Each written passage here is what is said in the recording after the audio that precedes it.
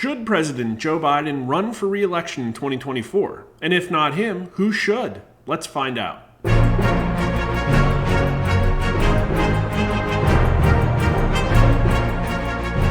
Let me say first that although Biden's approval rating is quite a bit higher than it was a year ago, he is not a popular president.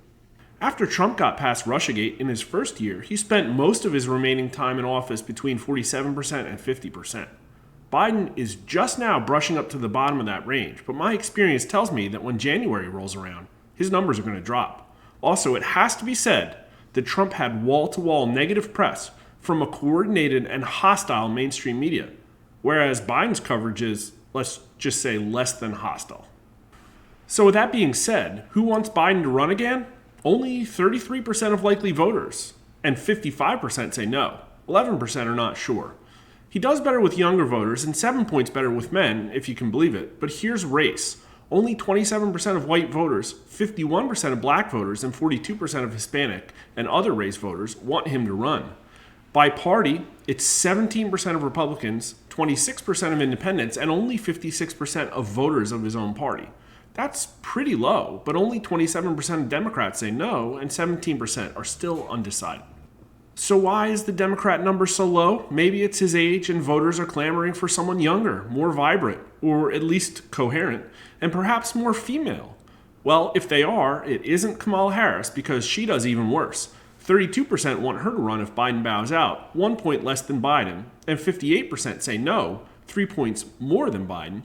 She does 4 points worse with men and 2 points better with women, bringing the gender numbers together to almost an even match. And she does better with younger voters and worse with older voters than Joe, which is understandable. Here are the party differences between her and Biden, however. Democrats definitely like her less than Biden, and independents as well, though not by as much. But Republicans actually like her slightly more. Maybe they think she's easier to beat? Well, there's one more prominent figure that needs to be discussed here, since he's already declared his candidacy. Former President Trump. 35% of voters want him to run, and 53% of voters say no. Now, that's certainly better than Biden. The spread is 4 points tighter for Trump.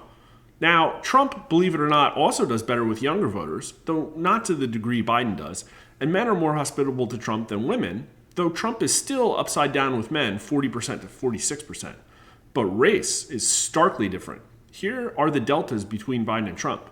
Trump has 11 points more yeses from white voters, but 6 points less among Hispanic and other race voters, and a stunning 32 points less among black voters. Here are the deltas between Biden and Trump among party. Now, I shifted the results so that we could compare each candidate to their own party, and there is something really fascinating here.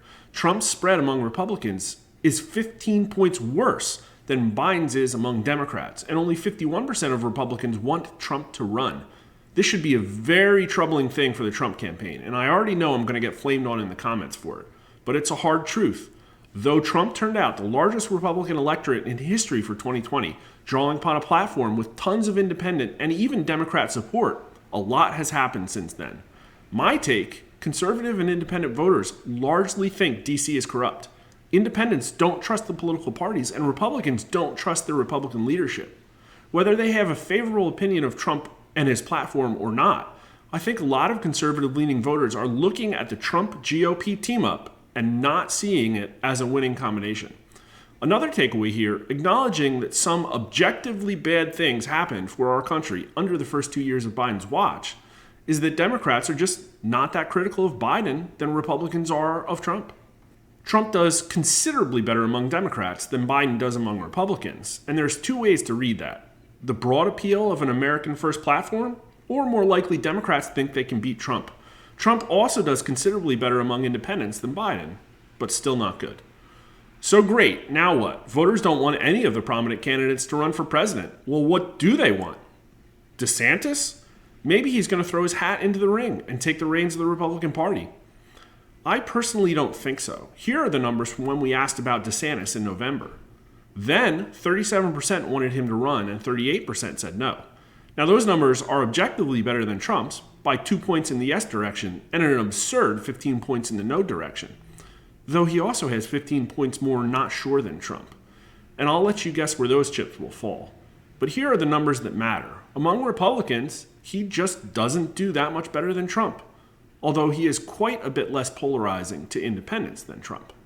So a DeSantis fan might say, see, he doesn't have all the hate and baggage Trump has accumulated, and he can be a great uniter. But I think a Trump fan's comeback would be that DeSantis hasn't yet been fully accosted with a coordinated media, deep state, three-letter agency, and big tech info op yet. So great, for 2024, nobody wants anybody to run. Well, with how discontent non-Democrat voters are with politicians in D.C., who can blame them? Unless public opinion drastically changes or some unsullied candidate appears out of thin air, it looks like no matter who the candidate is, the next 2 years are going to be an exhausting race-to-the-bottom slugfest. Happy New Year! Please like our video and subscribe to our channel. It's free to you, and it helps our true news about public opinion be seen. Thanks for watching.